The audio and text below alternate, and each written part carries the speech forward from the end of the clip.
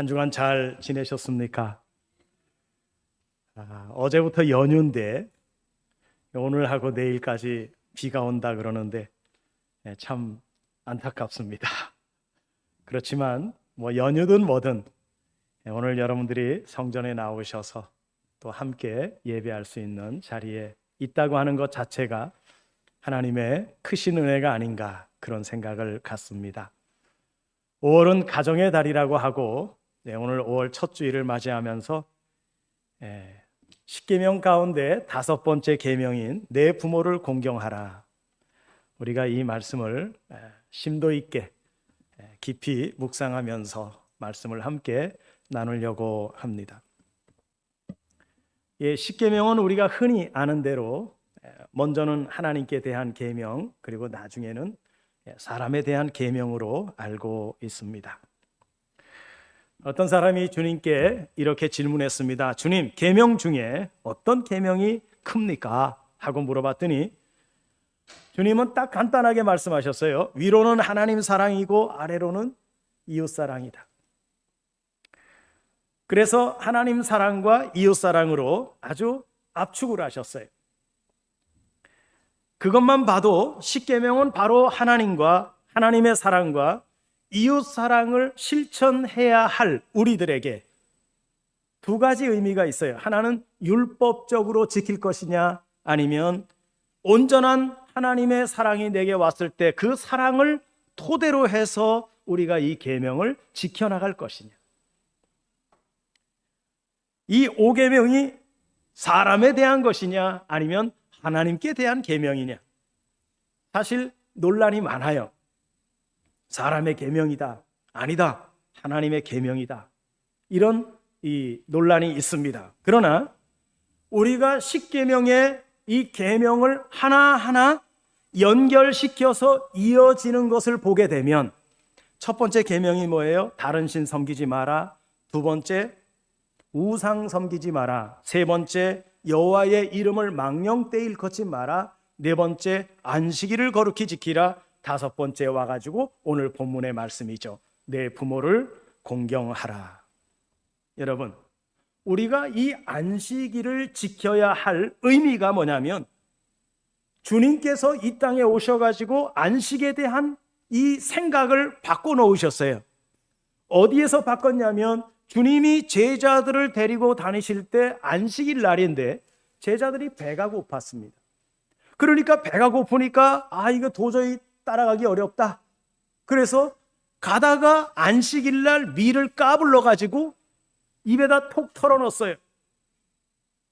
그럴 때 뒤에 따라오던 이 사람들이 야, 저거 봐라, 저거 봐. 주님의 제자라고 하는 사람들이 안식일도 안 지키네?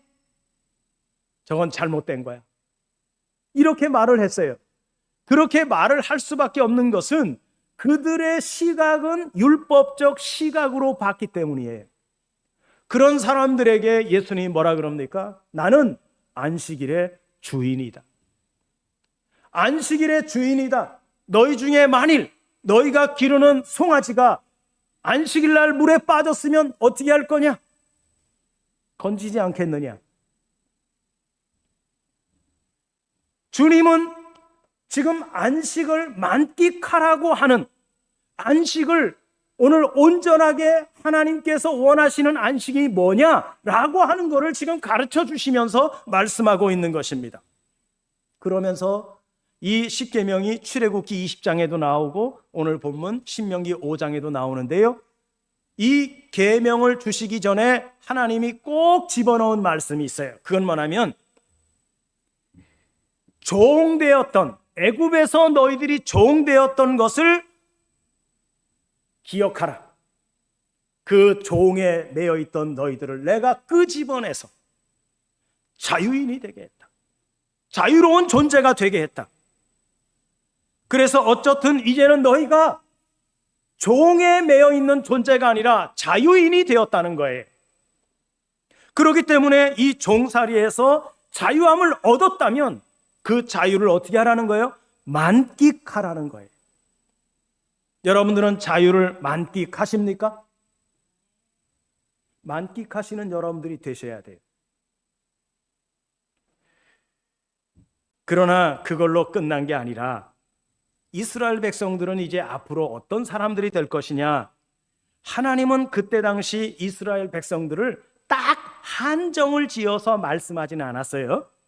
이 이스라엘 백성들을 영원한 하나님의 나라, 그리고 그 영원한 하나님의 나라의 백성들로 보셨다는 거예요. 왜냐하면 그래서 애굽에서 끄집어내온 거예요. 가나안 땅에서 영생 얻는 존재로, 하나님의 영원한 복락을 누리는 존재들로, 하나님이 그래서 이들을 그 애굽의 속박, 율법에 매여 있는 종의 자리에서 자유자가 되게 하나님이 이끌어 오신 거예요. 그래서 바울도 신약에 와서 온 이스라엘이라고 말하고 있고, 심지어 계시록 끝에 가서 보면 새 예루살렘을 말하고 있습니다. 그렇다면 이스라엘 백성들은 이제 당당히 어떤 존재가 된 거예요? 자유인이 된 거예요. 그런데 광야에 나왔는데 아직은 자유인의 이 자유를 만끽을 못하는 거예요. 조금 힘들고 어렵고 피곤해지고 그러면 또 애굽을 생각하고, 의식이 애굽 의식을 벗어나지 못했다는 말입니다. 그런 사람들을 종되었던 그런 의식에서 벗어나서 이제는 여호와 하나님을 기억하고 그 안식을 만끽하는 것으로 안식일의 의미가 끝났느냐 하면 그것도 아닌 거예요. 오늘 본문에 보세요. 너는 내 하나님 여호와께서 명령한 대로 내 부모를 공경하라. 그리하면 내 하나님 여호와가 내게 준 땅에서 내 생명이 길고 복을 누릴 것이다 라고 말합니다. 이 히브리어 단어의 9절에서 맨 처음에 나오는 게 제일 중요하게 여겨서 맨 처음에 나오거든요. 어순으로 보면 그게 뭐냐면, 우리 성경으로 보면, 우리말로 하면 공경이 맨 처음에 나와요. 공경. 공경이라고 하는 히브리어 단어의 뜻이 뭐냐면 카바드입니다. 카바드. 이 카바드의 의미가 우리 성경에는 해석을 공경이라고 했는데요. 그런데 그 해석보다도 더 많은 의미가 들어 있습니다. 이 카바드라고 하는 단어는 무겁다, 영화롭게 한다, 존귀하다, 어떤 값어치가 있다, 그런 의미거든요. 그래서 이 카바드라고 하는 단어는요, 우리 사람한테 쓸 수 있는 단어는 아닙니다. 반드시 누구에게 사용되어져야 할 단어이냐면 하나님께만 사용할 수 있는 단어가 우리가 표현하고 있는 공경이라고 하는 카바드라고 하는 단어인 거예요. 그리고 우리는 이미 요한복음 시대에 살고 있고 진리의 시대에 살고 있습니다. 요한복음 시대에는 주님이 이렇게 구분을 했어요. 육으로 난 것은 육이고 영으로 난 것은 영이다. 너희가 거듭나야 하겠다 하는 말을 기이하게 생각하지 말라 그럽니다.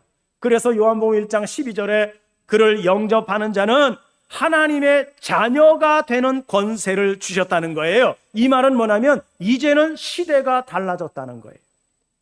율법적인 시대가 아니라 이제는 복음의 시대로 온 거고 영적인 시대로 우리가 들어왔다는 겁니다.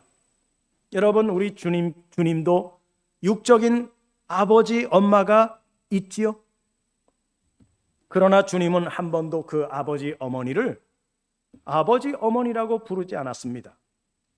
주님은 언제나 당신의 아버지는 하나님인데 그 하나님을 하나님이라고 부르지 않고요. 뭐라고 했느냐? 아버지, 아버지라고 불렀다는 거예요. 한 번도 육적인 아버지를 아버지라고 생각한 적이 없습니다. 오직 자기를 낳아준 아버지는 하늘에 계신, 하늘들 안에 계시는 그 아버지, 그 아버지가 자기 속에 계시고 있다는 것을 알고 있었습니다. 그래서 그 아버지는요, 무슨 일을 할 때마다 자기를 통해서 일을 하셨다는 거예요. 그래서 주님은 내가 와서 지금 하는 모든 일들은 아버지가 나에게 위임해 준 그 일을 내가 아버지의 이름으로 감당하고 있는 것이라고 말씀하고 있는 거지요. 심지어 마태복음 23장 9절에서는 땅에 있는 자를 아버지라 하지 말라. 너희의 아버지는 한 분이시니 곧 하늘에 계신 이시니라. 여러분, 아버지는 그렇다 할지라도요, 어머니는 그러면 어떻게 해야 될까요? 갈라디아서 4장을 보시면 오늘 집에 가셔서요, 시간이 나든 안 나든 오늘 집에 가서 꼭 읽어보십시오. 갈라디아서 4장 1절부터 마지막 절까지 한번 보세요. 제가 설명드리는 내용이 그 갈라디아서에 있습니다. 제가 그걸 설명을 좀 드리려고 그래요. 여러분, 아브라함에게는 아들이 둘이 있었죠. 첫째 아들이 이스마엘이고요, 둘째 아들이 이삭입니다. 그런데 이 이삭이라고 하는 사람은 성경 갈라디아서의 표현에 의하면 자유자에게서 난 자가 이삭이라 그럽니다. 이삭은 그래서 아브라함의 능력으로 난 게 아니라 하나님의 약속을 통해서 태어난 자녀가 이삭이에요. 약속의 자녀입니다. 그러면 여종 하갈을 통해서 태어난 자는 성경 표현이 뭐라고 하냐면 육체를 따라서 나온 자라 그럽니다. 그래서 갈라디아서 4장에 보면 아라비아 시내산으로부터 종을 낳은 자 하갈이라고 말하고 있습니다. 그래서 갈라디아서 4장 26절에서는 오직 위에 있는 예루살렘은 자유자니 곧 우리 어머니라 이렇게 말하고 있어요. 이것을 사도 바울은 갈라디아서 4장에서 아주 자세하게 설명을 해 놓고 있습니다.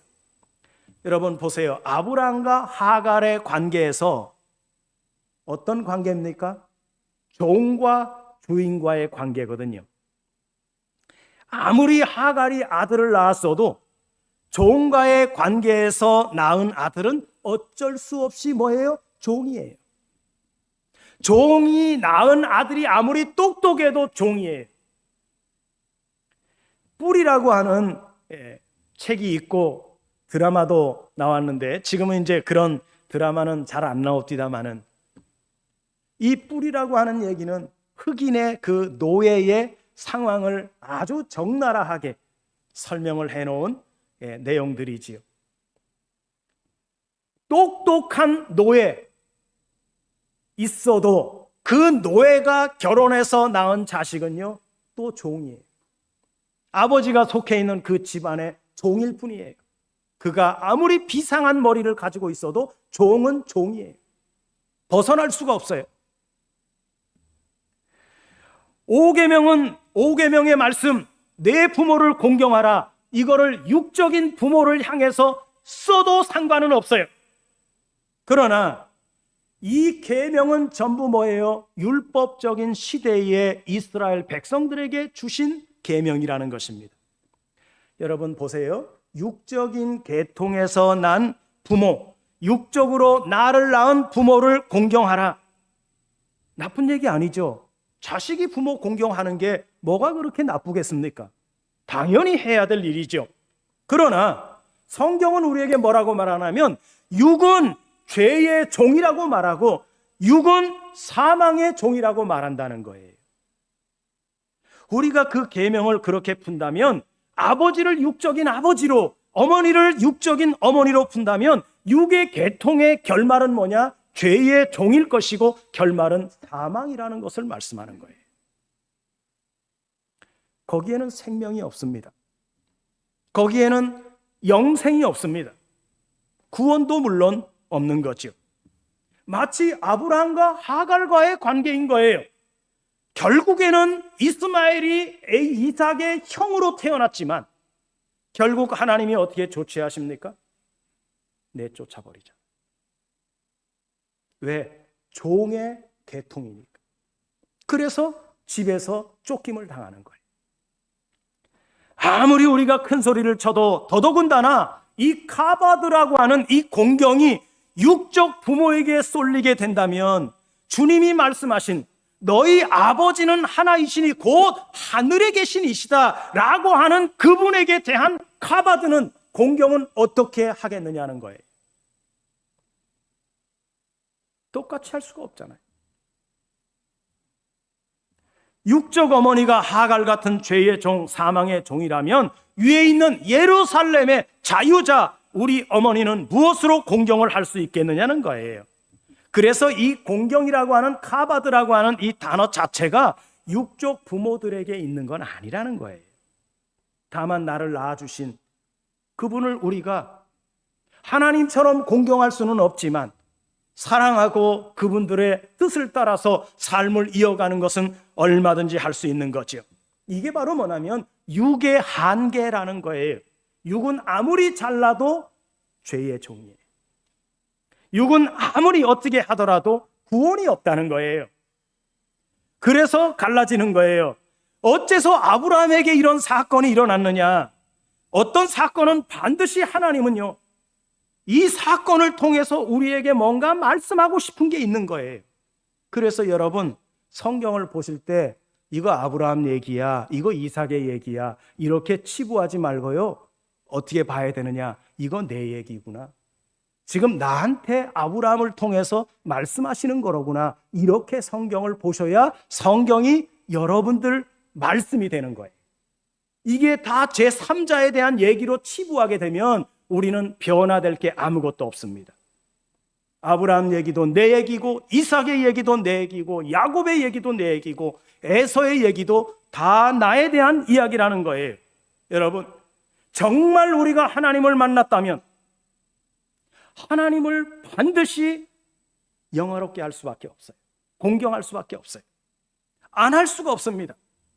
이 카바드라고 하는 공경, 무거움, 값어치가 있는, 무게가 나가는, 이거는 하나님으로부터만 우리에게 주어지는 것이라는 거예요.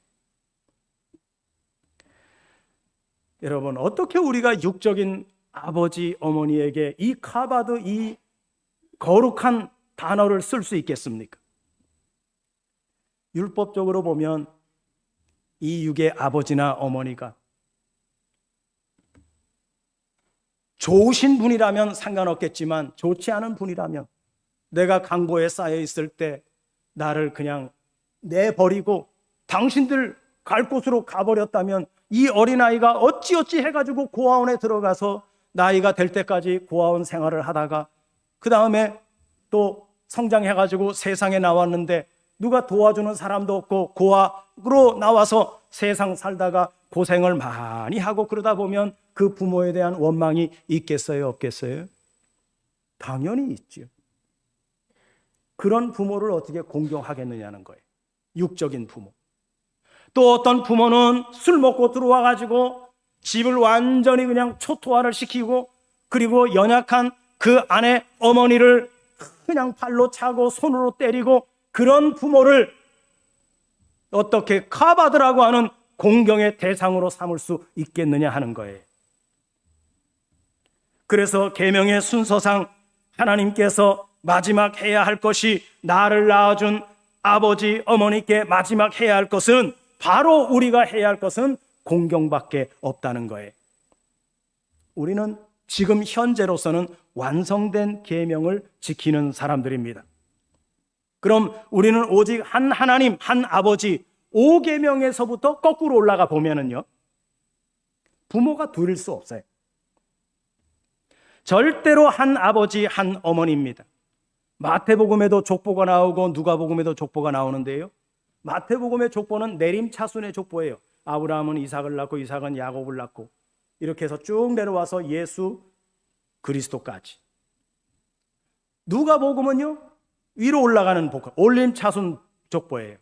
그래가지고 맨 마지막에 아담 위에 하나님이시다 이렇게 말해요. 결과적으로는 한 아버지, 한 하나님을 찾아가는 족보로 끝납니다.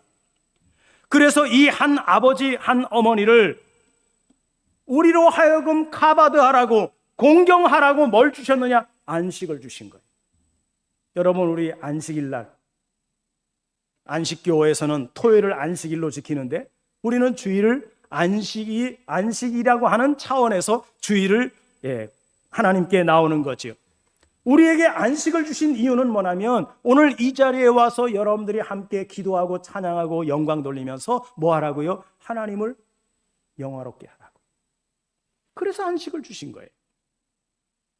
그 안식이라고 하는 것은 종살이에서 벗어난 것을 기억하라. 종살이에서 벗어났다면 자유자가 되었다는 거예요. 하나님이 우리에게 자유함을 주셨다는 거예요. 이제는 이 자유함에서 더욱더 좋은 참 자유자의 삶을 살으라는 거예요. 그 아버지 어머니를 카바드하게 되면, 공경하게 되면 그게 참 안식이 되는 거고 참 자유가 되는 것입니다. 그런 사람이 아버지의 이름을 망령되이 일컬을 수 있을까요? 못하죠. 이미 속에서 아버지 어머니가 공경되고 나를 자유자가 되게 해준 그 안식일을 지키게 해주는데 무엇 때문에 우리가 또 다른 우상을 섬기겠습니까? 안 되는 거죠. 오히려 거꾸로 해석해서 이해하는 것이 우리가 어쩌면 더 쉬운 일일지도 몰라요. 여러분, 아버지라는 말은요, 아무한테나 쓰는 말이 아니에요. 자식이 부를 때 하는 말이 아버지예요. 아저씨나 형님이나 이건 아무나 쓸 수 있는 말이에요. 그러나 아버지는 한 분밖에 없습니다. 하늘에 계신 아버지와 땅에 있는 아버지 둘이죠.